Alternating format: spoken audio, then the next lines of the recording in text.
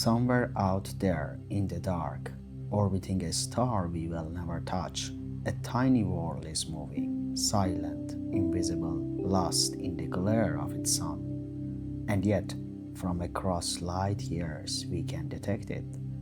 We can measure it, we can study its atmosphere, and sometimes, if we are lucky, we can even image it directly. In today's journey, we are going behind the scenes of the 5 great techniques that allow us to find new worlds. The universe is more diverse than you imagined. When we study exoplanet, we are not just searching for new worlds, we are searching for ourselves. Because to find a planet like Earth, orbiting a star like our Sun, with the right temperature, the right chemistry, and maybe the right condition for life, that would mean we are not the universe's only experiment. Transit photometry, the cosmic shadow. Our story begins with a shadow, not a dramatic eclipse, no, just a dimming so tiny, it's like watching a mosquito fly across a distant lighthouse beam. Transit photometry is the art of detecting this shadow. When a planet crosses in front of its star, the star's brightness drops by a fraction of a percent, sometimes only a few parts per million. For Earth crossing the Sun, the star dims by 0.008. If you blink, you miss it. If your spacecraft vibrates by a millimeter, you miss it. If the detector warms by half a degree, you miss everything. NASA's Kepler telescope mastered this art. It started as 150,000 stars, almost motionless, for years. Its sensors were cooled, its orientation kept astonishingly stable, its data pipelines removing every instrumental imperfection. And from that stillness came thousands of planets. Today, TESS continues the legacy, scanning nearly the whole sky. It finds worlds around bright, nearby stars, ideal targets for follow-up observation with telescopes like James Webb. All from a shadow, barely measurable, but enough to change our understanding about galaxies. But sometimes we don't wait for shadows, sometimes we listen for a wobble. Every planet pulls on its star. Giants tug hard, small rocky worlds tug softly. And this motion, this subtle dance, shifts the star's light. When it moves toward us, the light is blue shifted. When it moves away, it's red shifted. The shift is tiny. Detecting Earth around the Sun requires measuring speed changes of just 9 centimeters per second. That's like detecting the motion of a snail crawling toward you on the surface of the moon.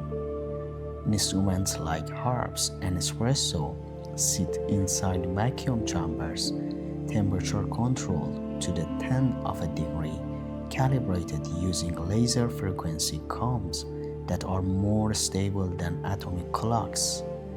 In 1995, this method revealed the first exoplanet around a sun like a star, 51 Pegasi b, a giant world so close to its star that its atmosphere likely rolls like molten metal.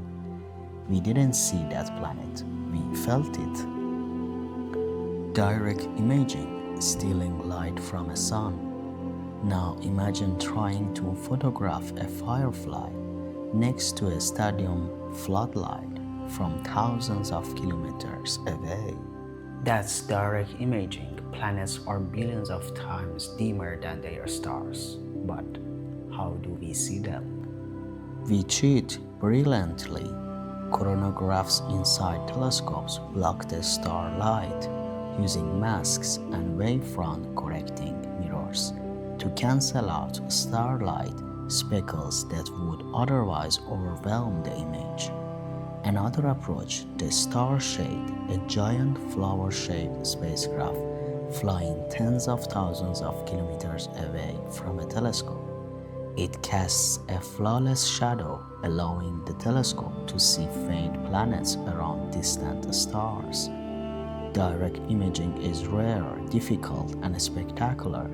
It has captured young giant planets' world glowing with the heart of their formation. No shadows, no wobble, actual alien worlds photographed in the cosmic dark. But sometimes nature gives us a gift, a cosmic coincidence.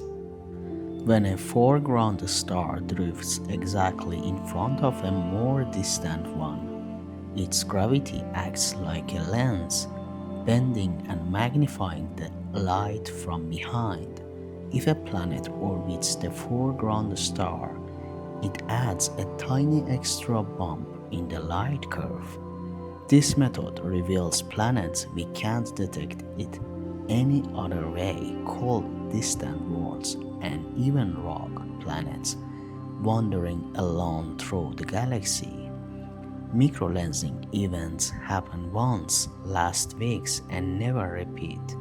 There is no second chance. You either catch the signal or it's gone forever. It's the most dramatic method. Our final technique is the oldest in concept and the newest in precision. Astrometry measures a star's position on the sky so precisely that even the smallest gravitational tug from a planet becomes visible. The European Space Agency's Gaia mission is mapping a billion stars with micro-arcsecond accuracy. That's the angle made by a coin on the moon seen from Earth. If a star wobbles in space, we see it. The orbit, the mass, the distance, all can be derived from the motion. Astrometry doesn't need transits, it doesn't need Doppler shift, it doesn't need perfect alignment. It simply watches patiently as a star traces tiny graceful loops across the sky. Shadows reveal planet size, wobbles reveal mass. Direct imaging shows us the world itself. Microlensing uncovers hidden planets drifting far from their suns, and astrometry maps the cosmic choreography of stars and worlds. Together, they have transformed our understanding of the galaxy. Planets are not rare. Life may not be rare. We are just beginning to look, and the world is already full of planets.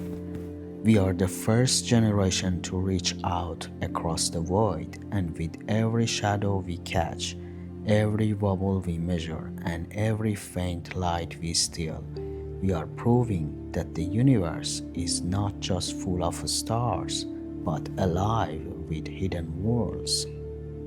Don't miss out. New videos drop every Sunday evening. Hit subscribe and ring the bell so you are the first to watch.